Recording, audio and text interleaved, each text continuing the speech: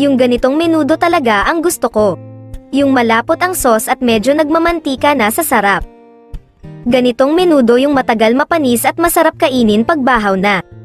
Simple lang magluto nito, at is-share ko sa inyo ang style ko sa pagluluto nito. Tara, luto na tayo. Binabad ko muna yung karne sa toyo, kalamansi at paminta para pasok na pasok ang lasa. Pinirito ko na rin ang patatas at carrots. Pwede naman hindi ito iprito pero mas matagal mapanis pag ganito ang gagawin mo. Ipiprito lang natin ang mga ito hanggang maging light brown. Tapos itatabi muna natin.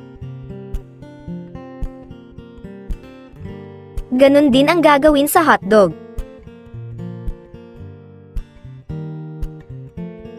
Nilagyan ko rin ng kalamansi, toyo at paminta itong atay ng baboy. Saka ko ipiprito ng saglit lang. Pag naprito na lahat, itatabi muna natin. Pagkatapos, maggigisa na tayo ng bawang at sibuyas. Saka ilalagay itong na-marinate na karne. Isangkot siya lamang ito hanggang sa magbago na ang kulay.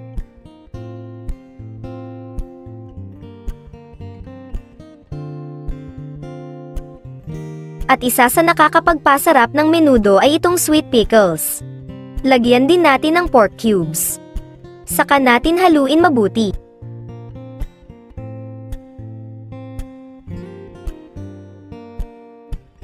Takpan lang natin at lutuin sa katamtamang apoy hanggang sa lumambat ang karne.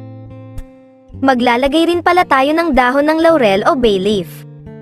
At kung mapapansin ninyo, nagkaroon ng sabaw ang niluluto natin. Ito ay dahil nagtubig na ang karne. Ito ang gagamitin nating pampalambot sa karne. Pero kung matigas pa ang karne pero naubos na yung sabaw, pwede magdagdag ng mainit na tubig. Pagkaraan ng halos 45 minutes, eto na ang ating karne. Tusukin natin ang tinidor para malaman kung malambot na.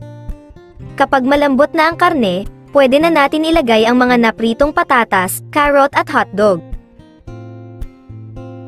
Maglalagay rin tayo ng bell peppers at itong napritong atay ng baboy. Pwede rin magdagdag ng passes pero optional lang, tapos haluin mabuti.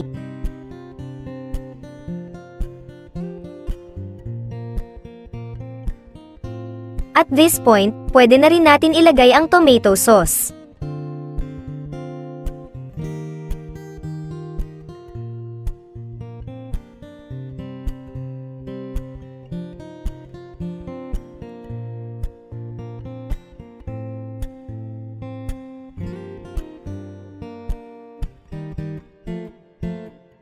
Naglagay rin pala ako ng cheese para mas masarap.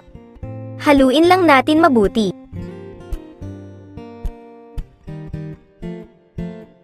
Tikman ang niluluto. Maglagay ng asin at kaunting asukal depende sa panlasa mo.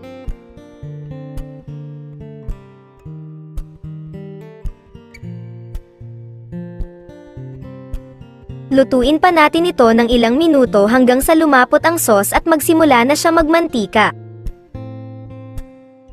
Kung nakaabot ka sa part na ito, comment nga kung taga saan kayo para mabati ko kayo sa susunod kong recipe.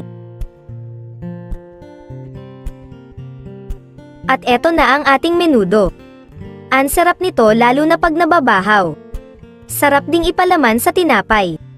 Grabe naman, kain na tayo. Ang recipe nga pala na ito ay 5 kilong karne ng baboy.